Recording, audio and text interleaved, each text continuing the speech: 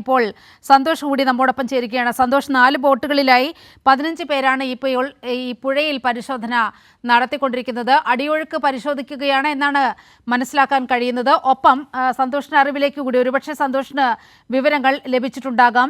ഐബോർഡിനുള്ള battery കൂടി അവിടെ എത്തിക്കുന്ന ദൃശ്യങ്ങളാണെന്ന് തോന്നുന്നു. ചെറിയൊരു മൂവ്മെന്റ് അവിടെ നമുക്ക് കാണാൻ കഴിഞ്ഞു. പോലീസ് സംരക്ഷണയിൽ ഒരു വാഹനം കടന്നു പോകുന്നത് നമ്മുടെ ശ്രദ്ധയിൽപ്പെട്ടിരുന്നു. 10:30-ക്കാണ് കാർവാർ സ്റ്റേഷനിൽ ഈ ബാറ്ററി എത്തിക്കുന്നത്.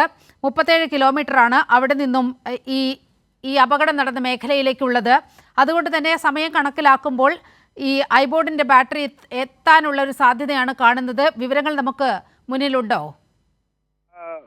നീലിമ, അതിനെ സംബന്ധിച്ചുള്ള കൂടുതൽ വിവരങ്ങൾ സിജുവിൽ നിന്നായിരിക്കും ലഭിക്കുക. കാരണം ഞാനിപ്പോൾ നിൽക്കുന്ന പ്രദേശം എന്ന് പറയുന്നത് അത്തരത്തിലുള്ള ഹൈവേയുടെ ഭാഗത്തല്ല, ഒരു മറുഭാഗത്താണ്. അവിടെ നടക്കുന്ന മൂവ്മെന്റ് എന്താണെന്ന് കാണാൻ കഴിയുന്നില്ല. ഇവിടെ നിന്ന് എനിക്ക് കാണാൻ കഴിയുന്നത് നമ്മുടെ ഈ ഓപ്പറേഷൻ നടക്കുന്ന സ്ഥലം മാത്രമാണ്.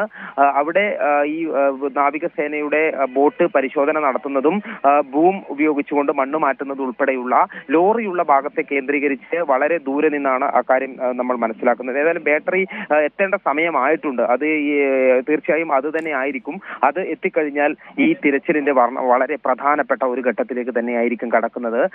ഈ സംവിധാനം ഉപയോഗിച്ചുകൊണ്ട് ഐബോർഡിന്റെ ബാറ്ററിയും കൂടി മറ്റ് സംവിധാനങ്ങൾ നേരത്തെ തന്നെ ഇവിടെ എത്തിയിട്ടുണ്ട്. അത് വളരെ സുരക്ഷിതമായി ടെന്റ് കെട്ടി അവിടെ ഒരു കൺട്രോൾ റൂം തുറന്ന് അതിനാവശ്യമായിട്ടുള്ള സജ്ജീകരണങ്ങളെല്ലാം അവിടെ ഒരുക്കിയിട്ടുണ്ട്. ഈ ബാറ്ററി കൂടി എത്തുന്നതോടുകൂടി നമ്മൾ കാത്തിരിക്കുന്ന ഈ പരിശോധനയിലേക്ക്, ഡ്രോൺ പരിശോധനയിലേക്ക് നീങ്ങാൻ കഴിയും എന്നുള്ളതാണ്. റിട്ടയർഡ് മേജർ ജനറൽ ഇന്ദ്രപാലിന്റെ നേതൃത്വത്തിലുള്ള ആ സംഘത്തിന് നദിയുടെ ആഴങ്ങളിലുള്ള ഈ അർജുനന്റെ ലോറിയുടെ നിലവിലെ അവസ്ഥ എന്താണ് എന്ന് കണ്ടുപിടിക്കാൻ കഴിയും. അതേത് പൊസിഷനിലാണ് എന്നുള്ള കാര്യം കണ്ടുപിടിക്കാൻ കഴിയും. അതിനുശേഷം വളരെ കൃത്യമായും ആ ചിത്രങ്ങളും കാര്യങ്ങളും ലഭിച്ചതിന് ശേഷമായിരിക്കും നാവികസേനയുടെ മുങ്ങൽ വിദഗ്ധർ വെള്ളത്തിൽ മുങ്ങി പരിശോധന നടക്കുന്നത്. ഇതിനോടകം ഏതായാലും അത്തരത്തിലുള്ള ബോട്ടിൽ തന്നെയാണുള്ളത്. ഒഴുക്ക് പരിശോധിക്കുകയാണ്.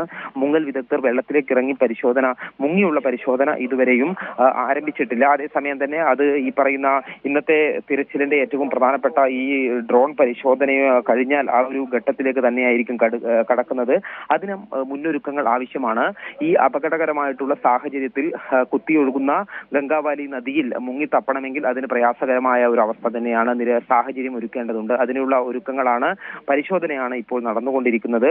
ഒപ്പം തന്നെ ഈ ബൂം ഉപയോഗിച്ചുകൊണ്ട് ഈ മണ്ണ് മാറ്റി അവിടെ തീരത്തോട് ചേർന്നുള്ള സ്ഥലം ക്രമീകരിക്കാനുള്ള ശ്രമവും നടക്കുന്നുണ്ട്.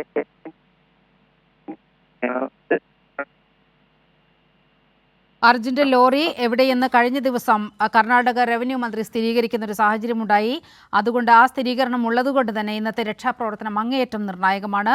ലോറിക്കുള്ളിൽ അർജുൻ ഉണ്ടോ എന്നാവും ആദ്യം പരിശോധിക്കുക. അപ്പോൾ തന്നെ അത് വലിയ വെല്ലുവിളി സൃഷ്ടിക്കുക കൂടി ചെയ്യുന്നുണ്ട്. കാരണം ഈ ട്രക്ക് തലകീഴായാണ് മറിഞ്ഞു കിടക്കുന്നത്. അതുകൊണ്ട് തന്നെ ഈ ട്രക്ക് ഉയർത്തുക എന്നതായിരിക്കും ഈ ദൗത്യ സംഘത്തിന് മുന്നിലുള്ള ഏറ്റവും വലിയ ഹൈ ടാസ്കായി നിലനിൽക്കുക. അർജുന് വേണ്ടിയുള്ള തെരച്ചിൽ അതിനിർണായകമായ നിമിഷങ്ങളിലൂടെയാണ് കടന്നുപോയിക്കൊണ്ടിരിക്കുന്നത്. ഷിരൂരിലേക്ക് ഈ ഐബോർഡ് ഡ്രോണിൻ്റെ ബാറ്ററി ഷിരൂരിൽ എത്തിച്ചിരിക്കുകയാണ്. 1 മണിയോടെ ഈ ഡ്രോൺ ഉപയോഗിച്ചുള്ള പരിശോധന നടത്താൻ കഴിയുമെന്നാണ് ദൗത്യസംഘത്തിൻ്റെ പ്രതീക്ഷ. അങ്ങനെയെങ്കിൽ 2 മണിക്കൂർ കൊണ്ട് ഫലം ലഭിക്കും എന്ന് മുൻ റിട്ടയർഡ് മേജർ ജനറൽ വ്യക്തമാക്കുന്നൊരു സാഹചര്യം ഉണ്ടായിട്ടുണ്ട്. വാർത്തയുടെ വിവരങ്ങളുമായി സന്തോഷ് ഒരിക്കൽ കൂടി ചേരുകയാണ്. സന്തോഷ്, വളരെ ശുഭകരമായാണ് ഇതുവരെയുള്ള ഈ നടപടിക്രമങ്ങൾ മുന്നോട്ട് പോയിരിക്കുന്നത്. ഷിരൂരിൽ ഈ ഡ്രോണിൻ്റെ ബാറ്ററി എത്തിച്ചു. തയ്യാറെടുപ്പുകൾക്ക് ശേഷം വളരെ എളുപ്പം ഈ ഡ്രോൺ പരിശോധന തുടങ്ങാൻ കഴിയുമെന്നാണ് അവരുടെ പ്രതീക്ഷ. വിവരങ്ങൾ?